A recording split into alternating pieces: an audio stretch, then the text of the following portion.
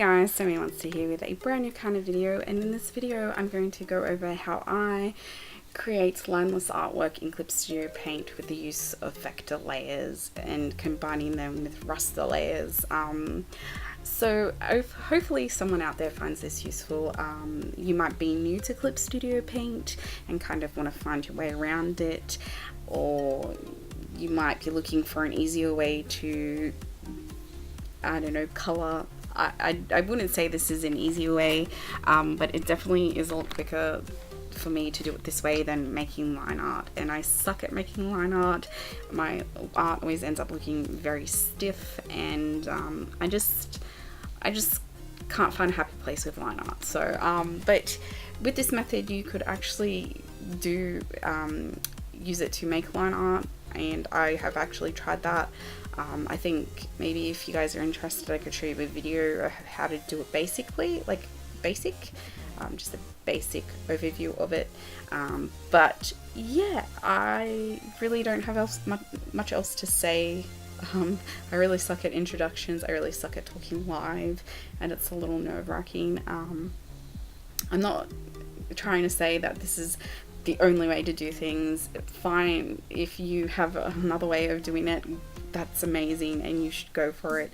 I just thought that this might help somebody, so I thought I would make it, and yeah, that's basically it. So I'm also no expert on Clip Studio Paint or digital art or art in general.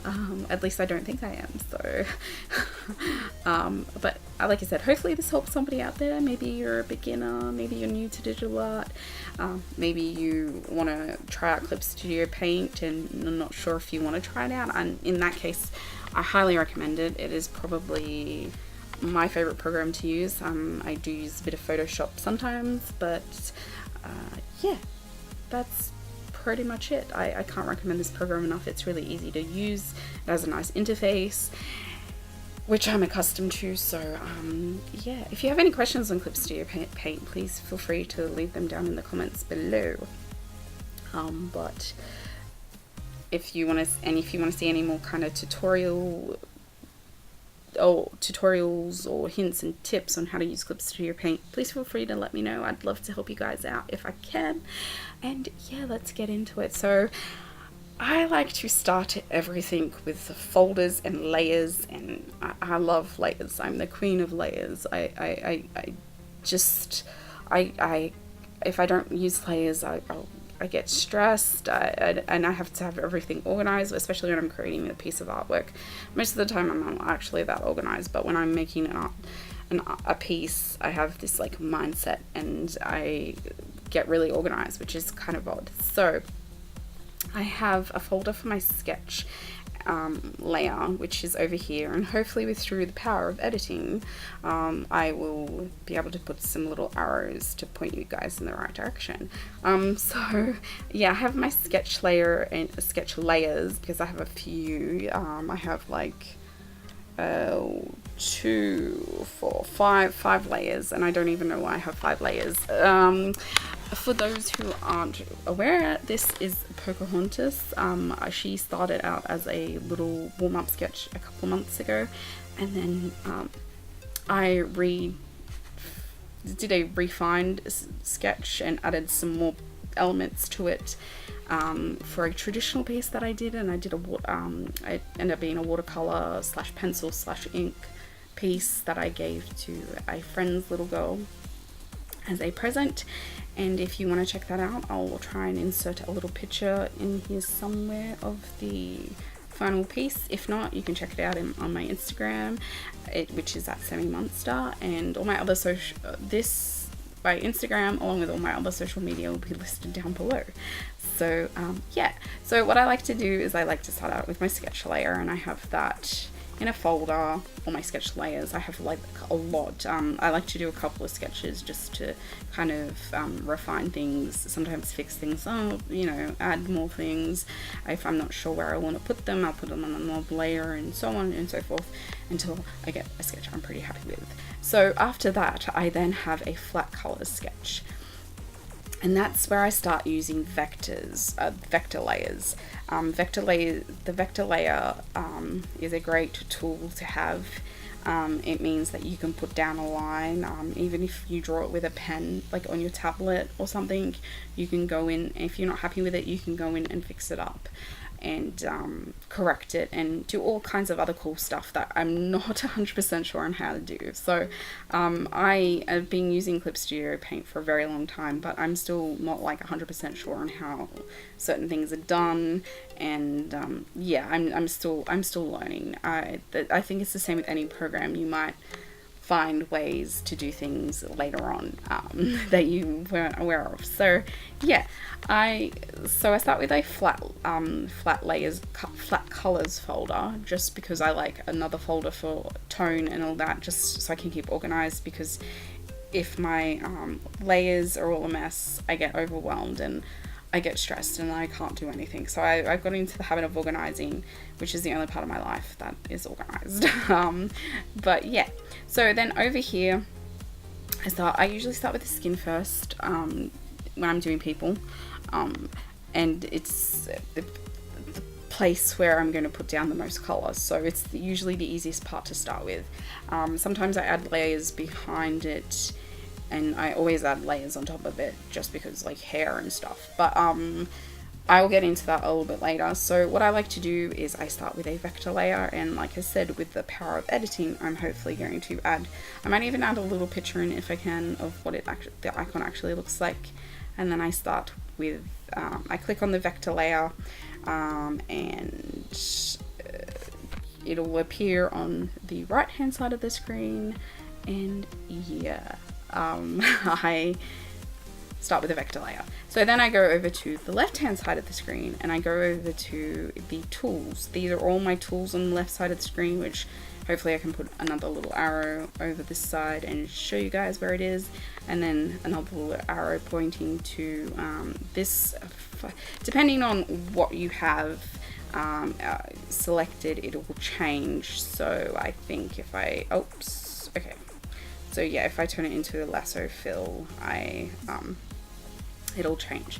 So this is called the Direct Draw tool, and this is a tool that allows you to create lines in different types of lines in different shapes.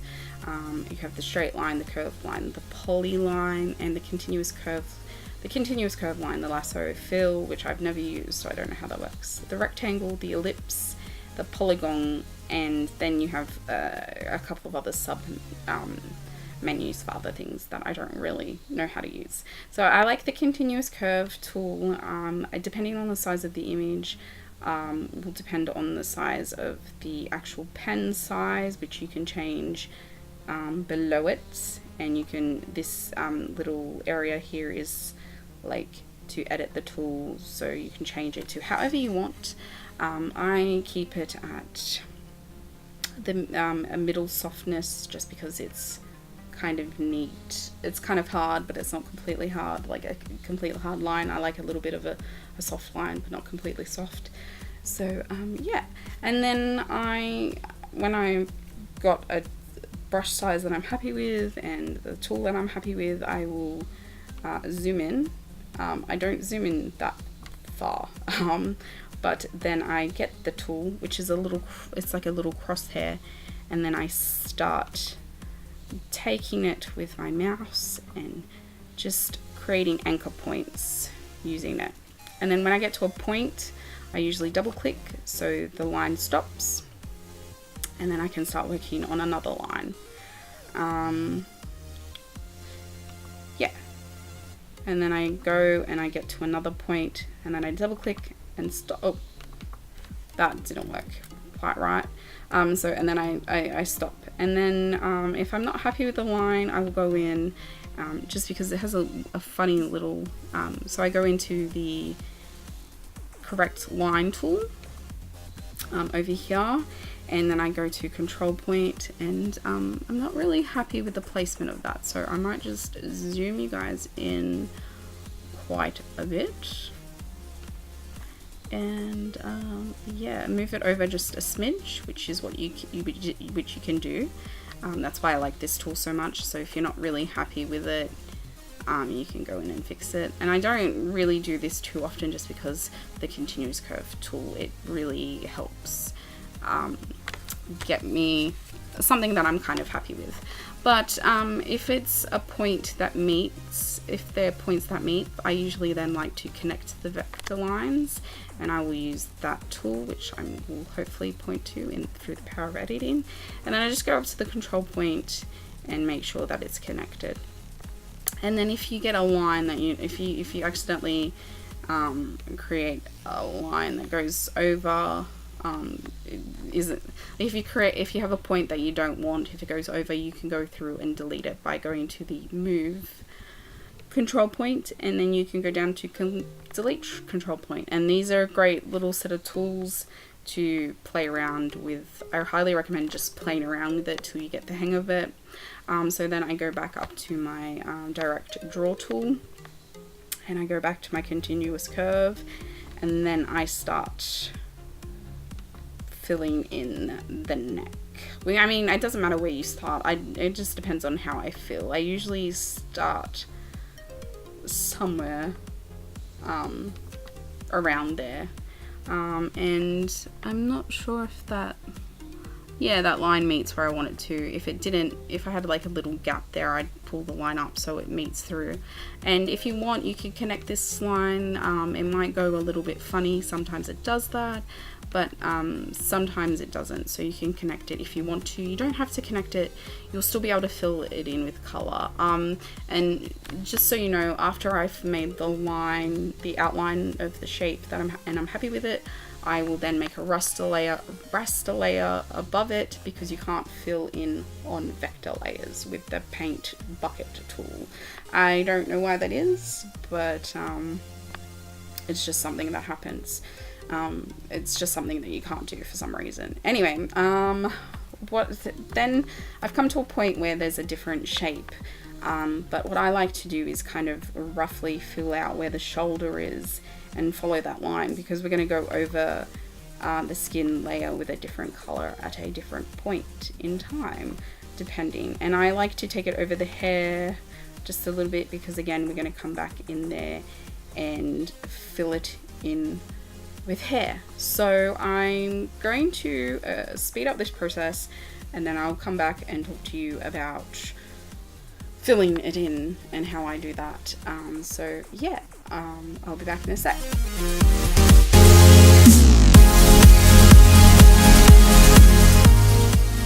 So I have the line art, the basic shape done, and now what I like to do is I like to go to my magic wand and I select that, and I refer to the edited layer only to select, just because it makes it easier and you can still fill things in.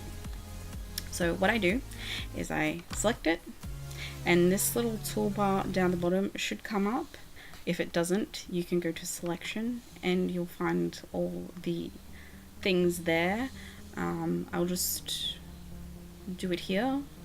So I like to expand the selected area just so I don't get any gap between layers. And 2 is a substantial amount of a substantial selection. So you can do it there by going to selection, going to expand selected area, or if this little toolbar comes up for you, you just click on the one that says expand selection and you do the same thing and you press OK. And then I like to go over and make a new raster layer, and I will stay on that, and then I will get my paint bucket tool, and I select refer to only to editing layer, and then I fill her in, and then I Control D, and sometimes I just like to check to see if there's any color, like any gaps, but there isn't. And so what I do then is I combine the layer to the layer below, and that is that. And then I will go in and name it, and for this one I will just name it skin. Then what I like to do, just so I can work on other layers, is I turn down the opacity just a smidge, usually to about I guess 80 is pretty good. Actually, let me turn it down to 70. 70 is amazing. So then I can see what I got to do next. And then I usually work on the hair, because in this case the hair is there's a lot of hair, and I will usually do that in 2 layers. So what I'll do is I'll speed up the rest of this process and the next part, and then I'll talk a little bit about how I arrange my layers. So I'll start talking about it now. So what I like to do is with the hair, because there's a chunk of it behind her head, I'm going to start with the back of that first, and it is only really this section. I'll just get this section here and this section here. That is going to be behind her ear, and then I'll make another layer for this section and this section, just so it looks a lot nicer, and it doesn't delete parts of colouring, or there's no white gaps or anything. It just looks a lot nicer. But that you don't have to do it. You can do it all on one layer if you choose to. I just prefer to do it this way. So yeah, I'm going to speed up the rest of the process of me making line art and filling it all in, and I will be back afterwards. Yeah. Oh, actually, no, I won't. I lie. Because her eyes are the same color as her hair, and her eyebrow, I'm going to make her eyebrows the same color as her hair, because in pictures they're actually orange, and I don't like that, just because your hair color is usually the same color as your eyebrows, but because that's all on top of her skin, that'll go on the same layer as the top part of her hair. So yeah, I'm going to stop it here.